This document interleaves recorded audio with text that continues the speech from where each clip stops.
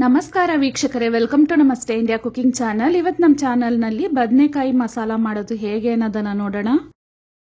ಅರ್ಧ ಕೆಜಿ ಬದನೆಕಾಯಿಯನ್ನ ತಗೊಂಡಿದ್ದೀನಿ. ನಿಮಗೆ ಯಾವ ವೆರೈಟಿ ಬೇಕೋ ಅದನ್ನ ಯೂಸ್ ಮಾಡಬಹುದು. 100 ಗ್ರಾಮ್ ಅಷ್ಟು ಕಡಲೆಕಾಯಿ ಬೀಜವನ್ನ ಕಂದು ಬಣ್ಣ ಬರೋ ರೀತಿ ಸ್ಟವ್ ಅನ್ನ ಮೀಡಿಯಂ ಫ್ಲೇಮ್ ನಲ್ಲೇ ಇಟ್ಟು ಹುರ್ಕೊಳ್ತಾ ಇದ್ದೀನಿ. ಇದಾದ್ಮೇಲೆ 25 ಗ್ರಾಮ್ ಅಷ್ಟು ಬಿಳಿ ಎಳ್ಳನ್ನ ಸ್ಟವ್ ಅನ್ನ ಲೋ ಫ್ಲೇಮ್ ನಲ್ಲಿ ಇಟ್ಟು ಹುರ್ಕೊಳ್ತಾ ಇದ್ದೀನಿ. ನೋಡಿ, ಈ ರೀತಿ ಹುರ್ಕೊಬೇಕು.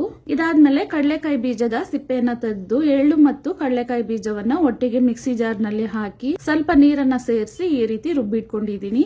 ಒಂದು ನಿಂಬೆ ಹಣ್ಣಿನ ಗಾತ್ರದಷ್ಟು ಹುಣಸೆ ಹಣ್ಣನ್ನ ನೀರಿನಲ್ಲಿ ನೆನೆಸಿಟ್ಟಿದ್ದೀನಿ. ಬದನೆಕಾಯಿಯ ತೊಟ್ಟನ್ನ ಕಟ್ ಮಾಡಿ ಕಾಯನ್ನ ಮಧ್ಯದಲ್ಲಿ ಈ ರೀತಿ ಸೀಳಿ ನೀರಿನಲ್ಲಿ ಹಾಕಿಟ್ಟಿದ್ದೀನಿ.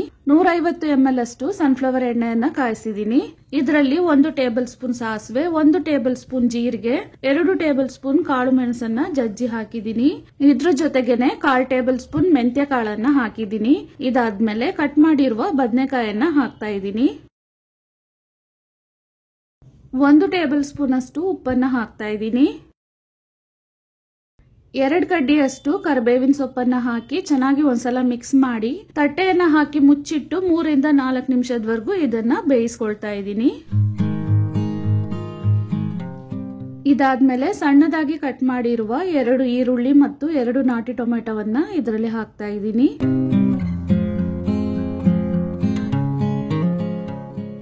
ಒಂದು ಟೇಬಲ್ ಸ್ಪೂನ್ ಅಷ್ಟು ಧನಿಯಾ ಪುಡಿ, 1 ಟೇಬಲ್ ಸ್ಪೂನ್ ಅಷ್ಟು ಶುಂಠಿ ಬೆಳ್ಳುಳ್ಳಿ ಪೇಸ್ಟ್ ಅನ್ನ ಹಾಕ್ತಾ ಇದ್ದೀನಿ.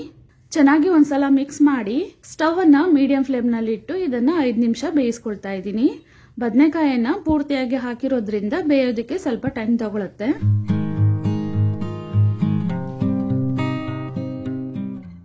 ಅರ್ಧ ಟೇಬಲ್ ಸ್ಪೂನ್ ಅಷ್ಟು ಅರಿಶಿನದ ಪುಡಿಯನ್ನ ಹಾಕ್ತಾ ಇದ್ದೀನಿ.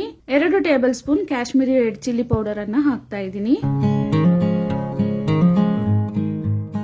ಮತ್ತೆ ಇದನ್ನ 2 ರಿಂದ 3 ನಿಮಿಷದವರೆಗೂ ಬೇಯಿಸ್ಕೊಳ್ತಾ ಇದ್ದೀನಿ. ಇವಾಗ ಬದನೆಕಾಯಿ ಮುಕ್ಕಾಲ್ ಭಾಗದಷ್ಟು ಬೆಂದಿದೆ. ಇದಾದ್ಮೇಲೆ ಕಿವುಚಿರುವ ಹುಣಸೆ ಹಣ್ಣಿನ ನೀರನ್ನ ಹಾಕ್ತಾ ಇದ್ದೀನಿ.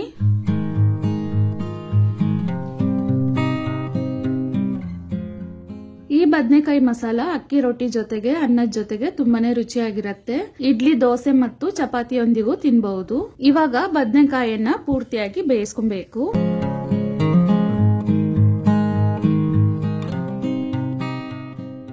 ಇವಾಗ ನೋಡಿ, ಬದನೆಕಾಯಿ ಪೂರ್ತಿಯಾಗಿ ಬೆಂದಿದೆ. ಕೊನೆಯದಾಗಿ ಹುರಿದು ರುಬ್ಬಿರುವ ಕಡಲೆಕಾಯಿ ಬೀಜ ಮತ್ತು ಎಳ್ಳಿನ ಮಿಶ್ರಣವನ್ನ ಹಾಕ್ತಾ ಇದ್ದೀನಿ.